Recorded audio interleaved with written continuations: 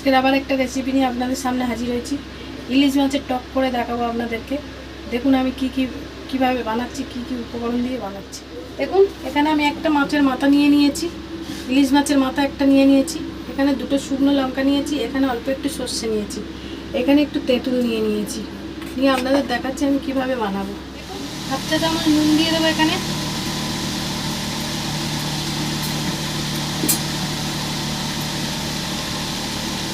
দিয়ে দেবো অল্প একটু হলুদ গুঁড়ো। দিয়ে আমি ভালো করে মেখে নেব। দেখুন এখানে আমি এটা ভালো করে মেখে নিয়েছি মাছের মাথাটাকে। তেঁতুলটার মধ্যে একটু জল দিয়ে দেবো। দেখুন তেঁতুলটার মধ্যে আমি অল্প একটু জল দিয়ে দিয়েছি, দিয়ে ভিজিয়ে রেখেছি। গ্যাসটা জ্বালিয়ে নিয়েছি, এখানে কড়াটা গরম হয়ে গেছে। এখানে দিয়ে দেবো অল্প একটু সর্ষের তেল। 25 গ্রামের মতো সর্ষের তেল দিয়ে দিলাম এখানে আমি। দিয়ে তেলটা ভালো করে গরম করে নেব।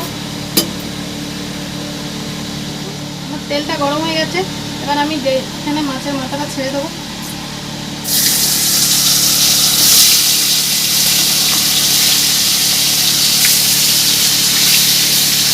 দিয়ে আমি ভালো করে ভেজে নেবো, নিয়ে আপনাদেরকে দেখাচ্ছি কেমন হয়েছে।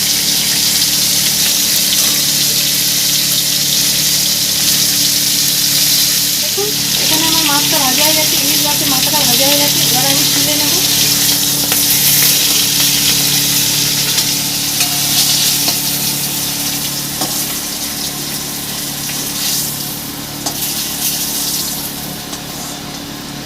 দেখুন আমি ভালো করে ভেজে নিয়েছি মাছটা। এবার আমি দিয়ে দেবো দুটো শুকনো লঙ্কা।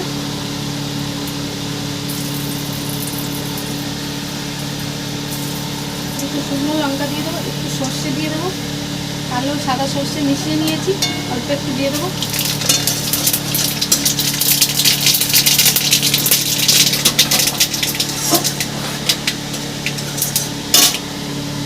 এবার আমি গুলে রাখা তেঁতুলটাকে দিয়ে দেবো।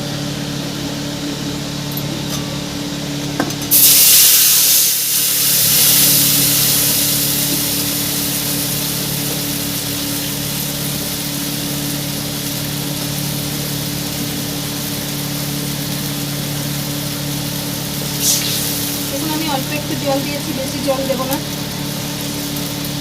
অল্প একটু জল দিয়েছি। আপনারা চাইলে বাড়িতে এইভাবে একবার বানিয়ে খেয়ে দেখুন ইলিশ মাছের টক কেমন খেতে হয়েছে। দেখুন এখানে এটা ফুটছে জলটা। এবার আমি অল্প একটু গুঁড়ো লঙ্কা দিয়ে দেবো,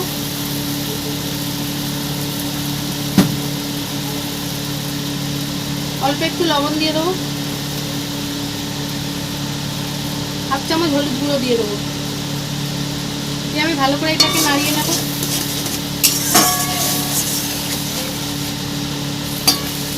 এবারে দিয়ে দেবো মাছের মাথাটা। ভেজে রাখা মাছের মাথাটা দিয়ে দিয়েছি। এবার একটু ফুটে যাবে, গেলে আমি দেখাচ্ছি কেমন হয়েছে।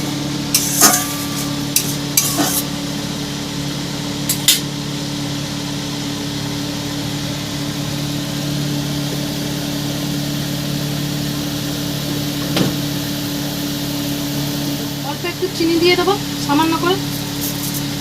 আপনারা চাইলে নাও চিনি দিতে পারেন।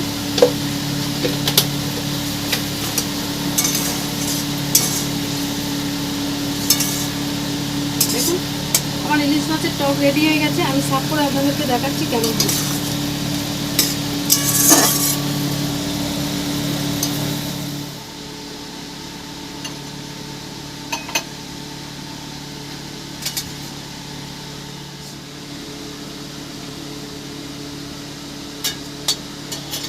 দেখুন বন্ধুরা আমার ইলিশ মাছের টক রেডি।